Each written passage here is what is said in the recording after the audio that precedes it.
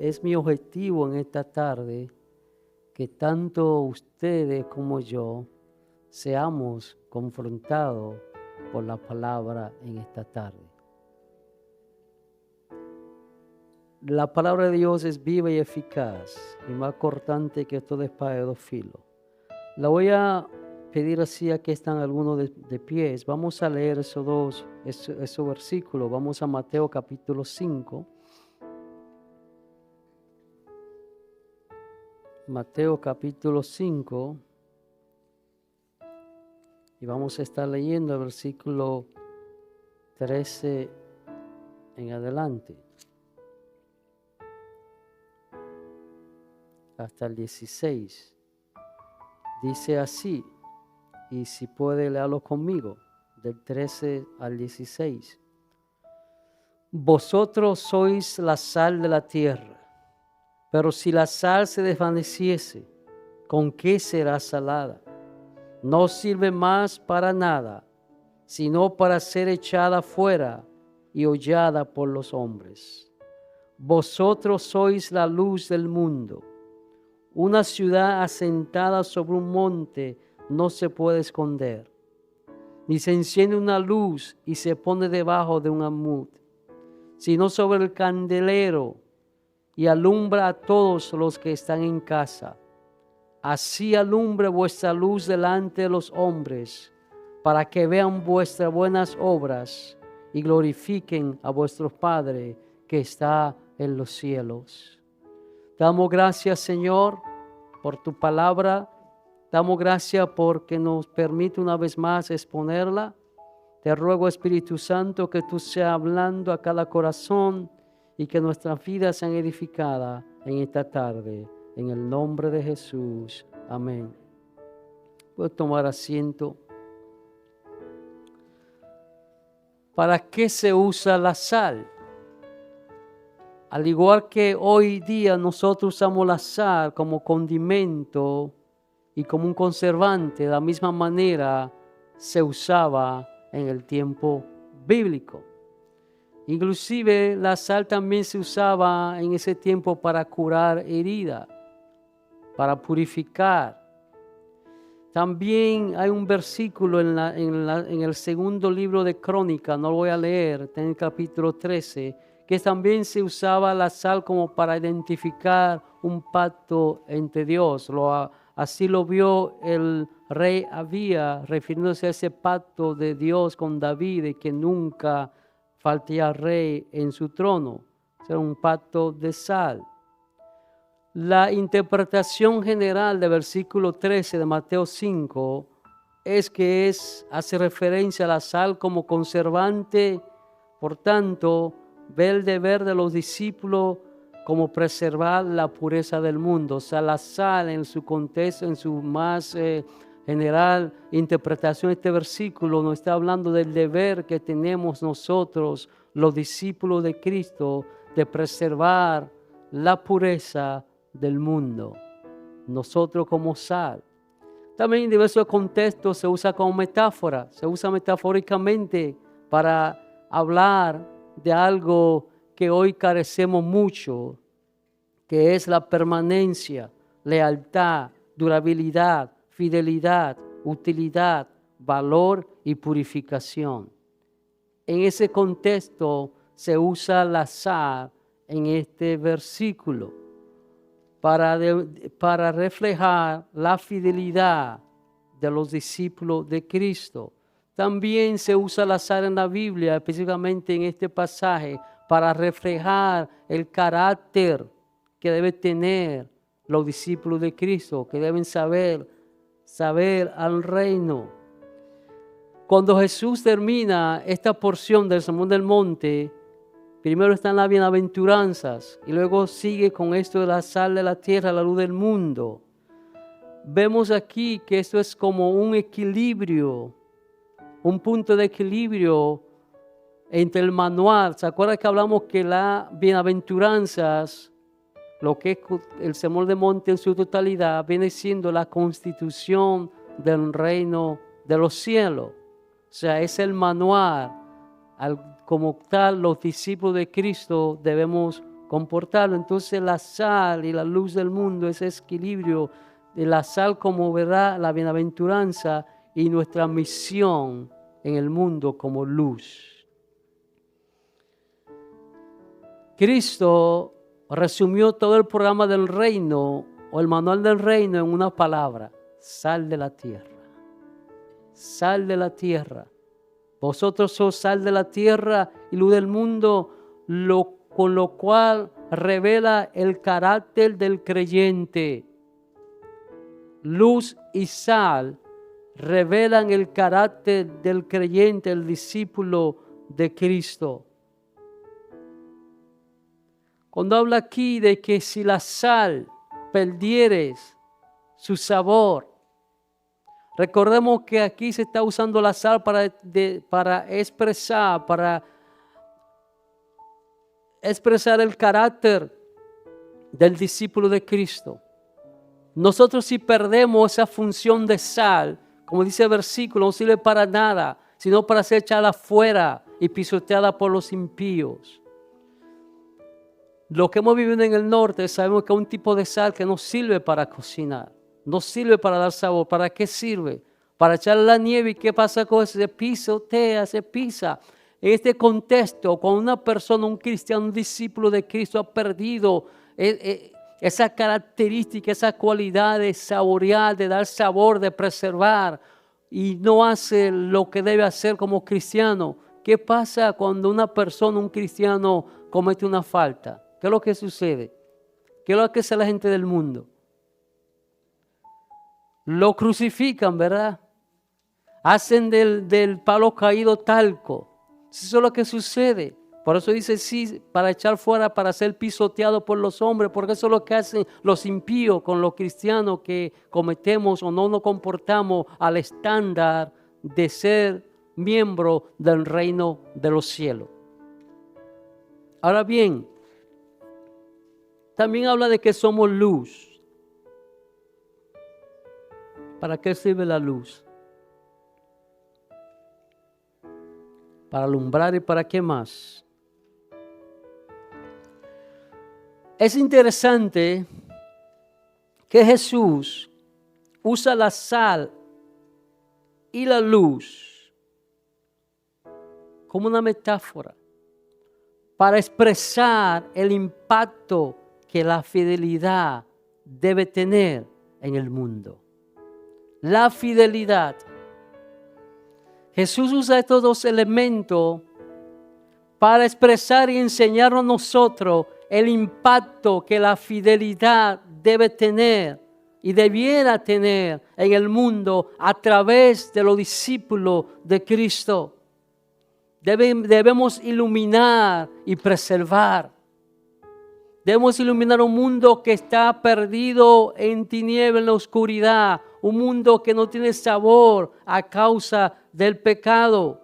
De la misma manera que la sal como la luz muestran, ¿verdad?, nuestra relación con Dios, también deben impactar obviamente a todo aquello que entra en contacto con nosotros. Nosotros como creyentes en Cristo, como discípulos de Cristo, debemos crear un impacto en las vidas que vienen a nuestro contacto. Estamos hablando del mundo impío, ¿ok? Nosotros debemos impactar. Nosotros hemos sido llamados para impactar. Nosotros hemos sido llamados para que se nos conozca como los que trastornan al mundo, que era lo que se decía de los primeros discípulos. Y aquí vienen los que trastornan al mundo con el mensaje del Evangelio. Nosotros estamos llamados a impactar de una manera positiva a la persona que entra en contacto con nosotros. Jesús no solo nos llama a ser luz y a ser sal, a ser devoto de Él y seguirlo, sino que nos llama a tener influencia donde quiera que estemos y donde quiera que vayamos y a toda persona que está a nuestro alrededor. A ser influencia, ser persona influyente, ser persona que impacte en que nuestra conducta, nuestra manera de ser como cristiano impacte a los demás. que cree cambio y provoque cambio en otras vidas. Nosotros hoy día tenemos una comprensión sobre la luz que era muy diferente a lo que les tenían los judíos del primer siglo. Gracias a Dios que aquí nosotros vamos y tocamos el switch y un salón que está oscuro se llena de luz. A través de la luz podemos ver los diferentes colores. La luz sirve también, la luz del sol, para sostener la naturaleza y también para proporcionar a nosotros vitamina D, que es fundamental. Nosotros, muchos de nosotros, aquí en la Florida se experimenta, pero por muy poco tiempo. Cuando hay un huracán y se interrumpe la energía eléctrica, tenemos que alumbrarnos ¿con qué? Con velas, con lámparas, con linterna. O sea, pero no es algo que nosotros vivimos constantemente en ese ambiente. Cuando entramos a un lugar, prendemos un switch, tenemos luz. Cuando Jesús está hablando de esto, Jesús tiene la imagen de aquellas personas en el primer siglo que se alumbraban con una lámpara, con una pequeña luz. ¿Para qué ellos hacen eso? Para poder ver, para poder mirar, para no tropezar, para no caerse. Para esa persona, cuando Jesús está hablando de esto, dice, bueno, pero si ellos lo que hacen es que ponen la lámpara y ponen una vasija arriba, no se proyecta tanto la luz. No puede verse tanta, pero Jesús está hablando que esa luz, en vez de ponerse donde se ponía, debe de ponerse en un lugar alto para que la luz se esparciera y tuviera más alcance. Entre más alta, más alcance. ¿Qué quiere decir esto para nosotros? Que nosotros debemos conocer a Jesús como a través, con ese poder transformador que el conocimiento de Él que nosotros tenemos. Nosotros debemos ser conocidos como personas que son agentes de transformación. Que donde llegamos hay transformación, nuestra vida ha sido transformada a través del conocimiento de Jesucristo. De la misma manera también nosotros debemos ser conocidos como personas que tienen influencia sobre otros. Personas que a través de su caminar de una manera digna del reino de los cielos, no solamente muestran luz, sino que también tenemos un gozo indescriptible.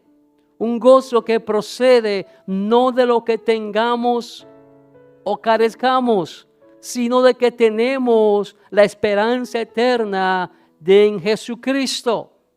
Y ese gozo no lo puede quitar nada, porque ese gozo es diferente a la alegría. La alegría está sujeta a algo de afuera. El gozo que viene de Dios es permanente. Y no importa lo que usted y yo estemos pasando, eso nada ni nadie lo puede quitar. Entonces, de la misma manera que la luz se esparce y alumbra, también el evangelio a través de nosotros debe extenderse hacia otra persona. Y como un rayo de luz, debes de alumbrar la oscuridad de la vida de aquellos que entran en contacto con nosotros y donde quiera que estemos, los que nos rodean. ¿Qué están diciendo las personas que nos rodean de nosotros en nuestro trabajo? ¿Qué dicen las personas de nosotros en nuestros vecindarios? ¿Qué dicen las personas acerca de nosotros en la comunidad en que nos envolvemos? ¿Qué dicen los demás en las escuelas que estudiamos? ¿Cómo se expresan las personas, los compañeros de trabajo, compañeros de escuela, nuestro vecino? ¿Cómo se refieren de nosotros? Como personas que muestran cambio, transformación, o personas que simplemente llevan una Biblia en el teléfono o debajo del brazo.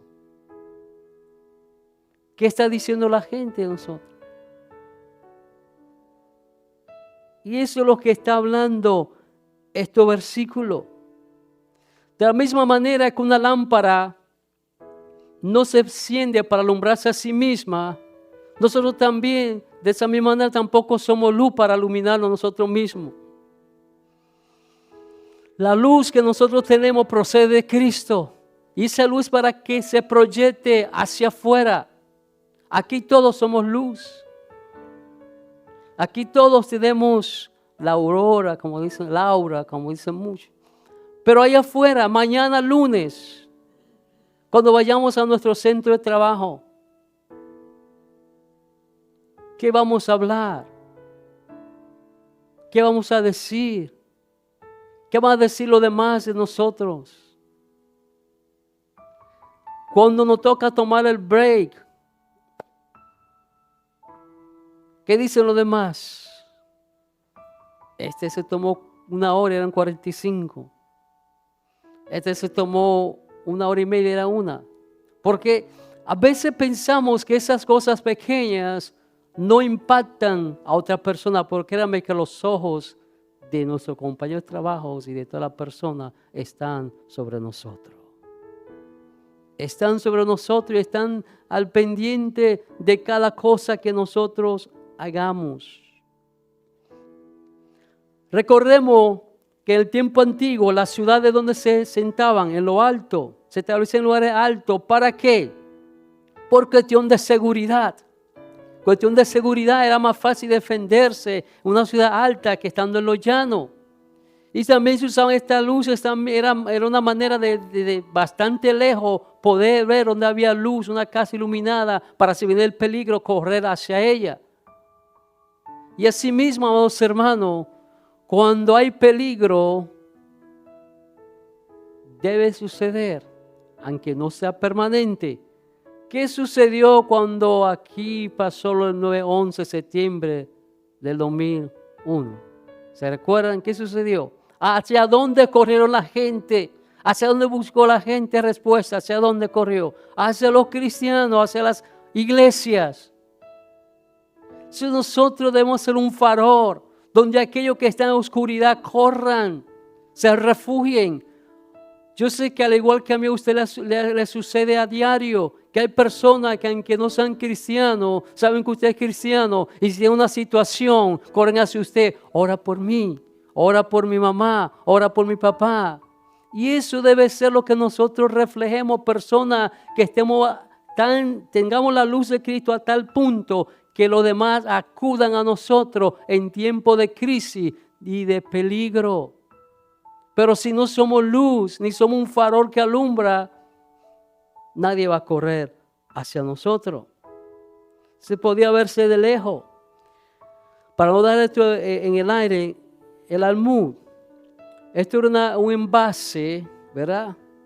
Un envase que se usaba para guardar granos. Precisamente medía 8 litros. También un recipiente, ¿verdad?, que se usaba para medir. Pero esta gente, imagínense, como Jesús está diciendo, imagínense que usted enciende una vela y le ponga un balde encima, ¿va a alumbrar esa vela? Si usted enciende una lámpara y le pone un envase grande encima, ¿va a alumbrar? O no alumbra o se apaga, ¿verdad? Porque no le está entrando. De la misma manera, usted no puede esconder de que usted es un discípulo de Cristo. Yo recuerdo, y esto es algo tan sencillo, pero que crea tanto impacto, que eso no pasa aquí, ya no creo que pase en este tiempo. Pero hay personas en los centros de trabajo, hermanos en la fe, ¿verdad? Cuando le toca comer su almuerzo, ni siquiera oran por los alimentos para que los demás no lo critiquen. ¿Ha visto usted eso? Personas que usted sabe que profesan ser cristianos, pero se esconden.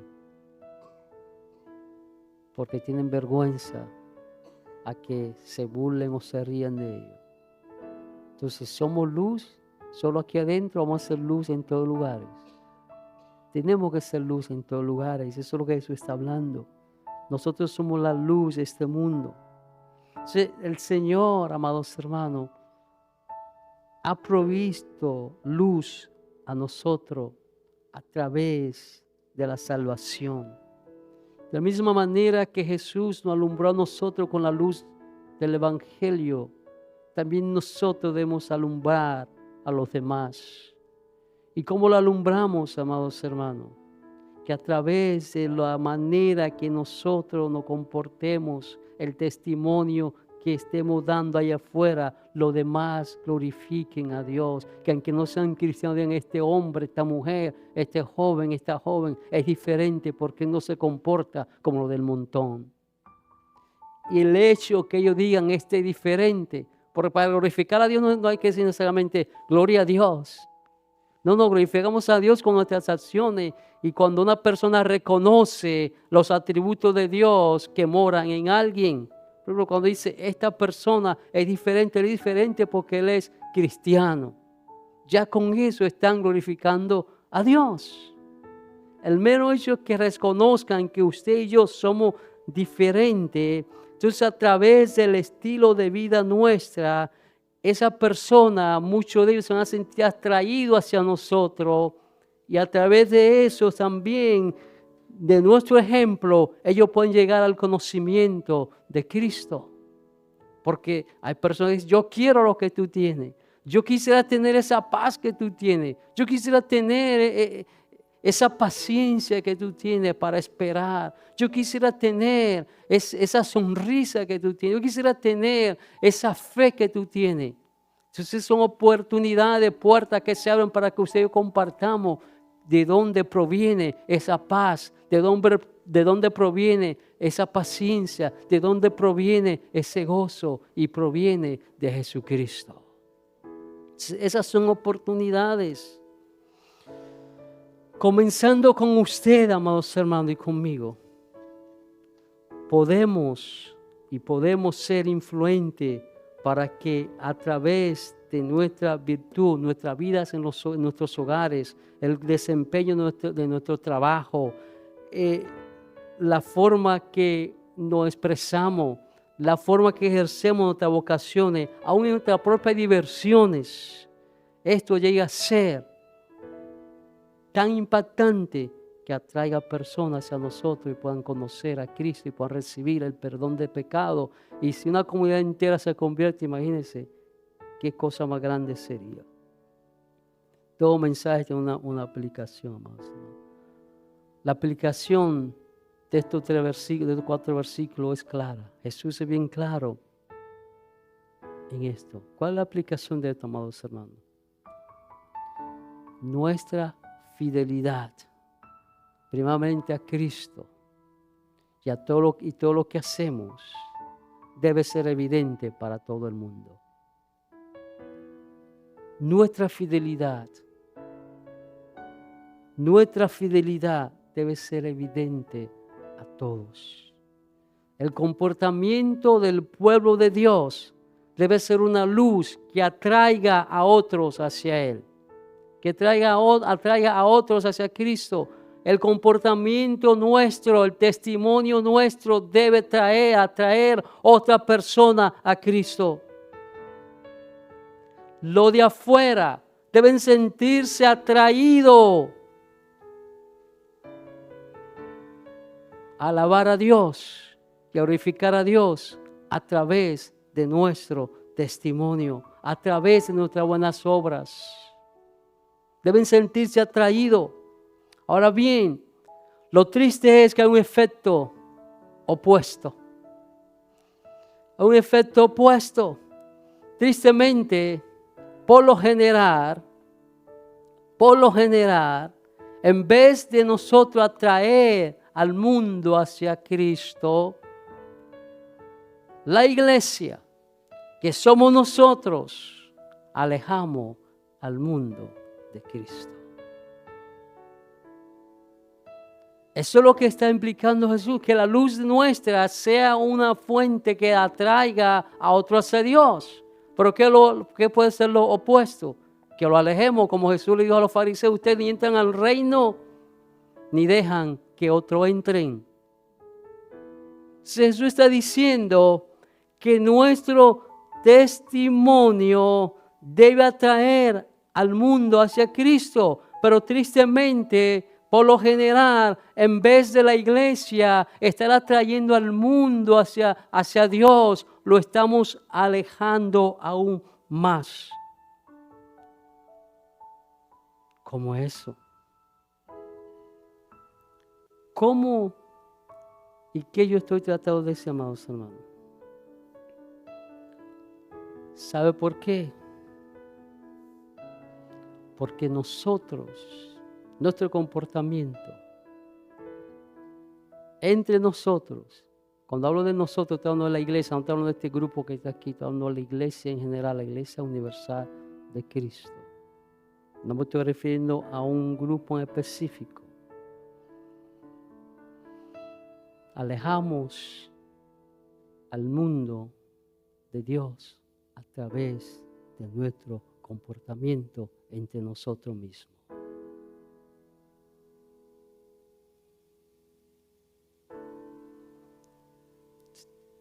¡Qué silencio! A través del comportamiento nuestro mismo entre nosotros, servimos de tropiezo para que otro entre al reino. ¿Cuántas veces usted ha invitado a una persona a la iglesia y le dice, no, ahí, eso es un bonche de hipócrita? Si que uno entra, lo están mirando así a uno. ¿O eso me ha pasado a mí solamente? ¿Le ha pasado a usted? Levante la mano si a usted alguna vez le han dicho eso.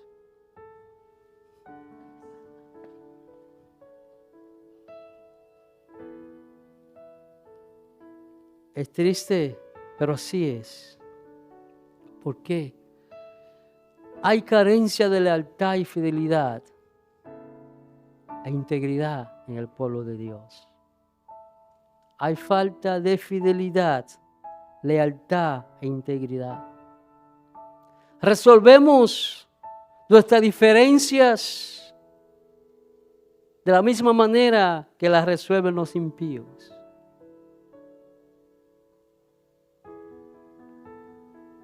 Tratamos de resolver nuestra diferencia de la misma manera que lo tratan de resolver los impíos.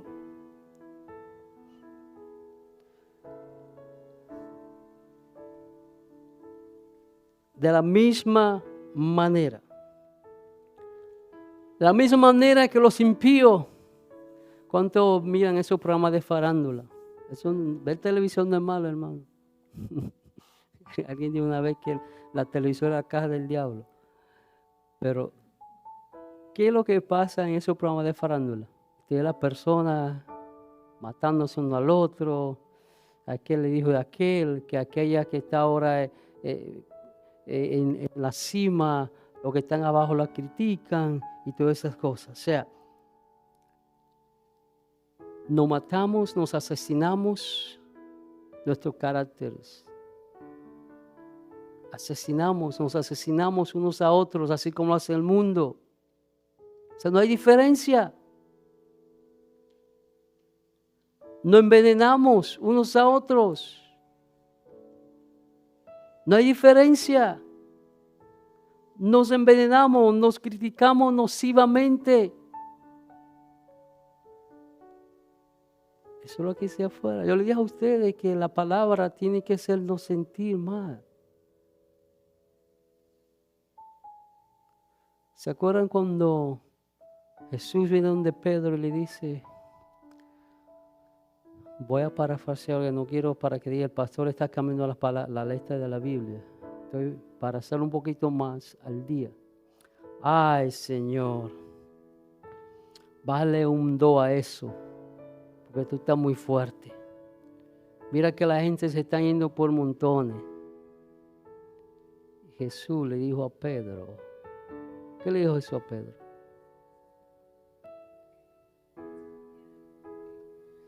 que la palabra de Dios es dura. Jesús dijo, mi palabra, ¿verdad? Es como cuchillo. Es como cuchillo. Hebreos 4:12, ¿qué dice?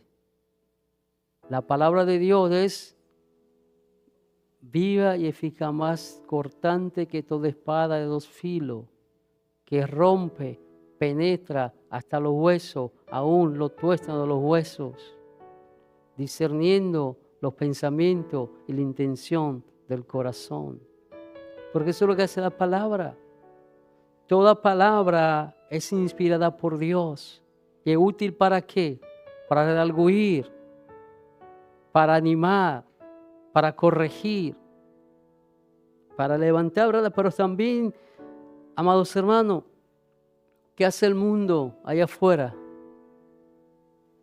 Se ponen enemigos entre ellos, hay enemistades.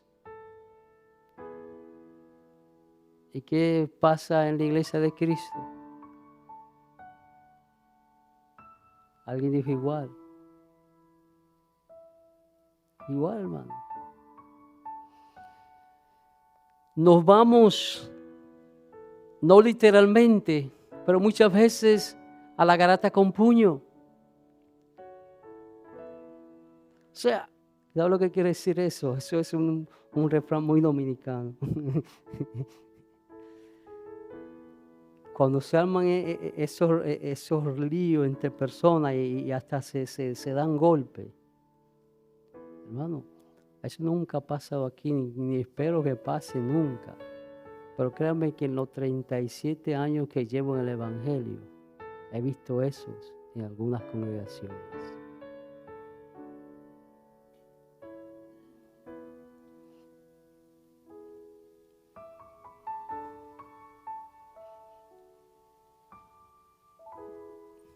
Los que tenemos mucho tiempo en el Evangelio, hemos vivido mucho, sabemos que eso sucede.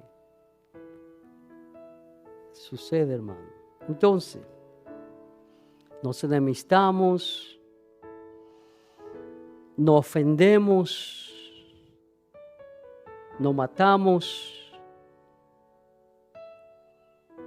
y hacemos lo mismo berrinche que hacen los de afuera. Igual. Entonces, estamos siendo luz.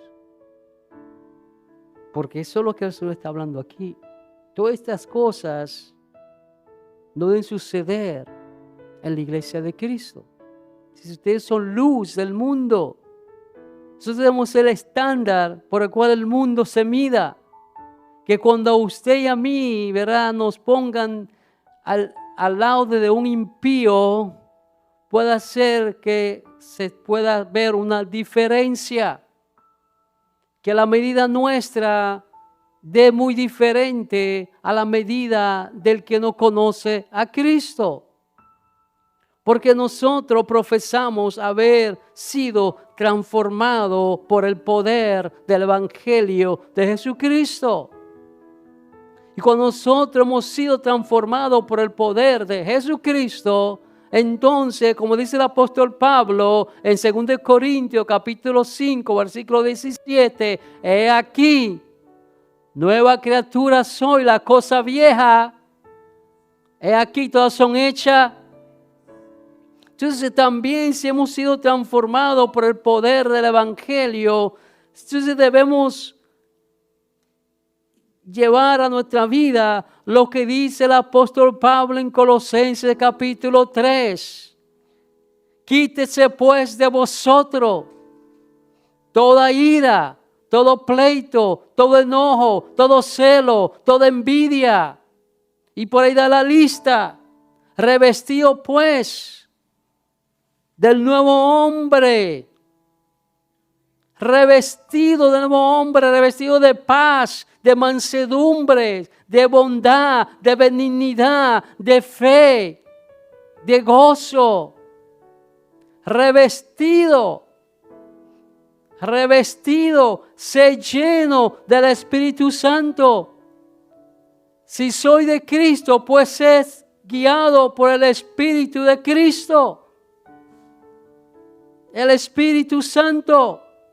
En vez de ser lleno de la envidia, la codicia, los pleitos, la ira, los celos, la contienda, debemos ser llenos del Espíritu Santo para que el Espíritu Santo, ¿verdad?, nos pueda llenar y podamos nosotros reflejar esa luz que Cristo está hablando que nosotros debemos ser y esa sal que Jesús está diciendo que nosotros debemos ser. Que demos sabor a este mundo, que seamos agentes de transformación, de preservación, de purificación.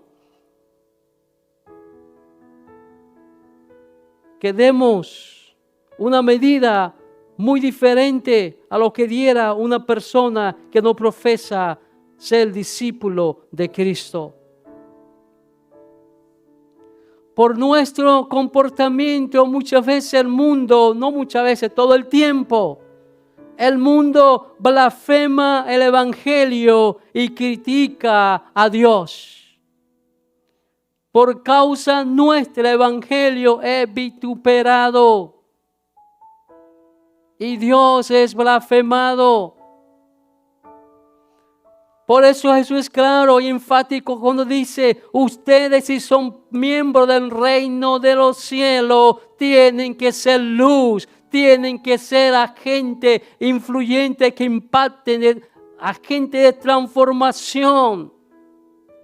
Por eso es que es importante, amados hermanos, que nosotros nos sumerjamos en la palabra de Dios, para que podamos llevar y aplicar nuestra vida a la palabra del apóstol Pablo en Romanos capítulo 12, versículo 1.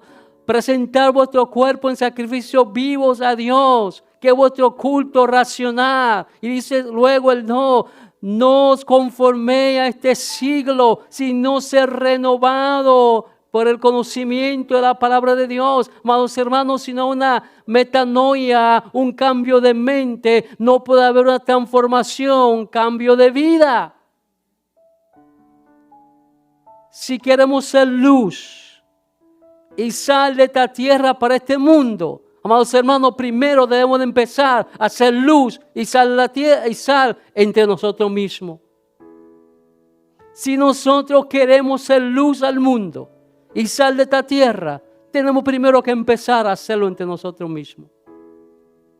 Y cuando hablo nosotros mismos, no estoy refiriendo a este conglomerado que está aquí, estoy hablando de la iglesia de Cristo en general. Usted mira en las redes cuántos pastores, unos a otros matándose, criticándose, hermanos en la fe, criticándose en las redes. Que aquel dijo, que este dijo, que esto es así, que esto no es así. ¿Y quién se está riendo de eso? El mundo. Pero es que no son de hermanos, no dicen que son cristianos todos y mira cómo se están matando. Que aquel es así, que aquel es asado, amados hermanos. A usted y a mí Dios nos ha puesto por juez. Deje que Dios juzgue a cada quien conforme a sus obras. Porque Él va a juzgar a cada uno conforme a sus obras. Nosotros interesémonos y procuremos ser luz y sal en este mundo. Lo demás, déjeselo a Dios. Déjeselo a Dios. En el momento que nosotros empecemos a hacer luz y sal entre nosotros, el mundo va a ser atraído hacia Dios. Lo voy a repetir. En el momento que nosotros seamos sal y luz entre nosotros, el mundo va a ser atraído hacia Dios. Porque no es usted y yo lo que se nos ha dado el ministerio de la reconciliación. Dios pudo haber usado ángeles para esto, pero nos dio ese gran privilegio a nosotros, que nosotros seamos los que tengamos el ministerio de la reconciliación, que reconciliemos al mundo con Dios.